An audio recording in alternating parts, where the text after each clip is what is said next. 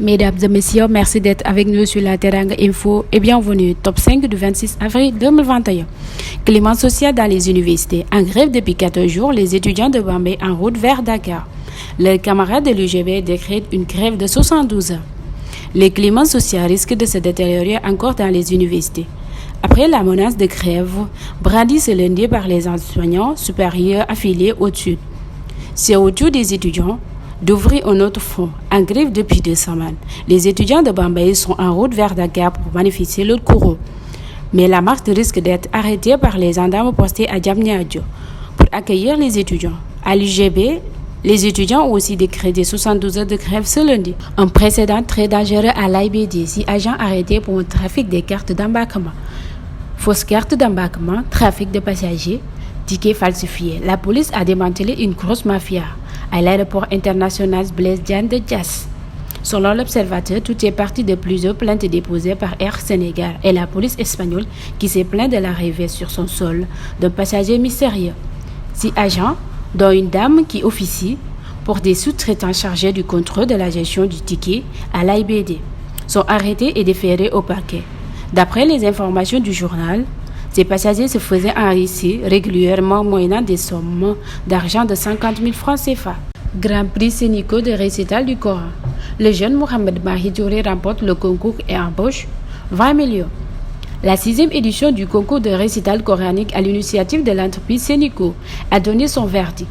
Le Grand prix Sénico pour le récital du Saint-Coran a été remporté par Mohamed Mahi Touré, un jeune de 13 ans habitant la cité religieuse de Medina Baye à Kaolack.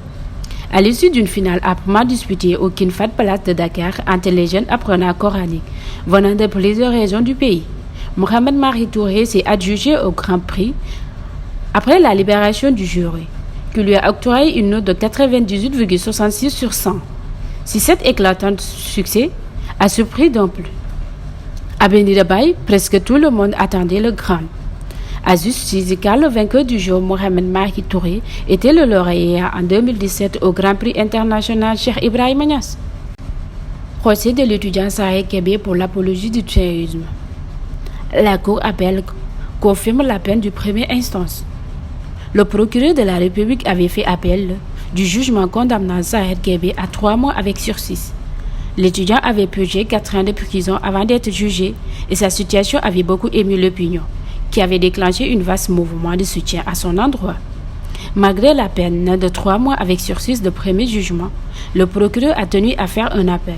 Heureusement pour Saher Kébé, le juge d'appel n'a pas suivi le parquet et a confirmé le premier jugement qui blanchit l'étudiant des charges d'apologie du terrorisme.